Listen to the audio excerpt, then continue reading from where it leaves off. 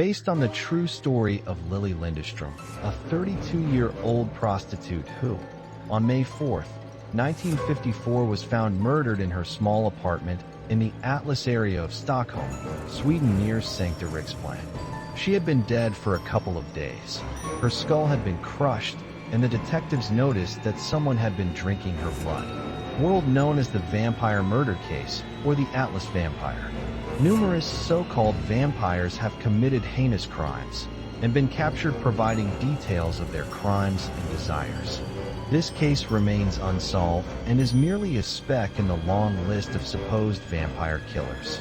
Her name was Lily, and she lived in Stockholm, Sweden.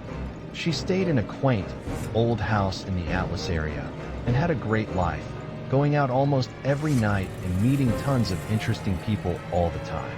Strapped for cash, she began a part-time job as a prostitute.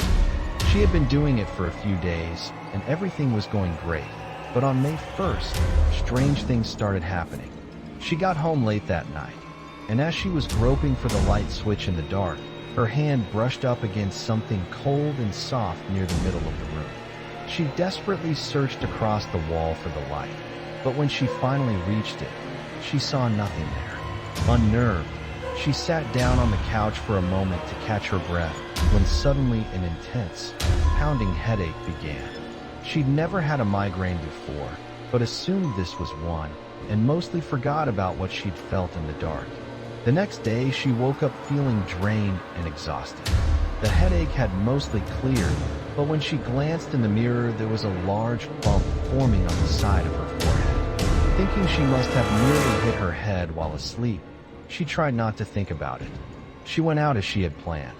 She got home late again that night, and, feeling a bit fearful because of last night, found the light as quickly as possible. Everything was going normally, and she felt silly for still being so anxious. She focused her attention on the television, watching reruns, and then falling asleep. Abruptly, the headache from the night before started up again, this time even more potent. It throbbed in her skull, and hurt so badly she could almost taste blood in the back of her throat.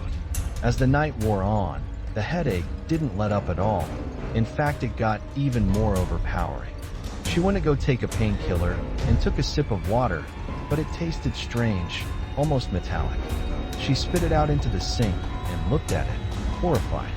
Instead of the water she'd taken a sip of, a pool of red blood was swirling down the drain. She took a step back and probed her mouth for some sort of cut or reasonable explanation for the blood in the sink. Without finding one, she got increasingly more disturbed. Swallowing, the metal taste in her mouth subsided while her headache grew stronger. It pushed against the backs of her eyelids, growing more and more intense until her vision began to blur. In the haze of the kitchen, she saw what looked like a tall, pale man standing in the middle of the room. As he began walking toward her, she heard a woman wail in ecstasy, but quickly the moan turned to screams of terror and pain. Petrified, she stumbled back into the living room and passed out on the ottoman to the sounds of fear and agony. Awaking the next morning, she tried to pass off the previous night's events as a headache-induced nightmare, but barely could. It had felt so real, and the bump on her forehead had grown in size. Wanting to get out of the hotel room and forget, she went to some more tourist spots, but still felt on edge, as if someone was watching her. She got home earlier that night, hoping to avoid another creepy experience. At around 7 o'clock in the evening, she got a call from her friend Minnie, asking to come over. Without waiting for a response, Minnie hung up, saying she'd be right there. Minnie came upstairs and knocked on the door. Lily let her in, and they talked like old friends do, and had been chatting for about a half an hour when the phone rang again. Lily answered confidently, hoping it was a customer for her newly thriving business. It was a man's voice. He asked her if her name was Lily.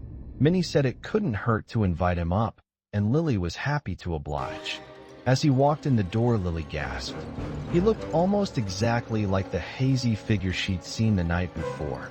Tall and pasty white, but he was friendly and joined in their conversation. He brought some drinks, and soon they were all feeling a little tipsy. He said they should play a fun game of truth or dare, and feeling like giddy teenagers again, they both agreed it was a great idea. Soon they ended up alone in her bedroom. A half an hour later, they remembered Minnie sitting in her living room. But as she went out to check, Minnie seemed to have let herself out. She smiled and went back to the bedroom. At 9 o'clock that night, Minnie was sure she'd be done with that man and called her up, asking if she wanted to go to the park with her. She didn't answer her phone and didn't come to the door. Minnie assumed she wasn't quite finished with her guy and left them alone. The next day, Minnie tried to get a hold of her again, but to no avail. By the next day, Minnie was worried and called the police. The police broke into Lily's apartment and found her lying dead face down on the ottoman. Her skull was bashed in and small. Even puncture wounds covered the soft, pale skin on her body. Small slices in her skin were also noted, along with the presence of human saliva around the cuts. The whole apartment was meticulously clean. Lily's clothes were neatly folded on a chair, and her bedspread was neatly made.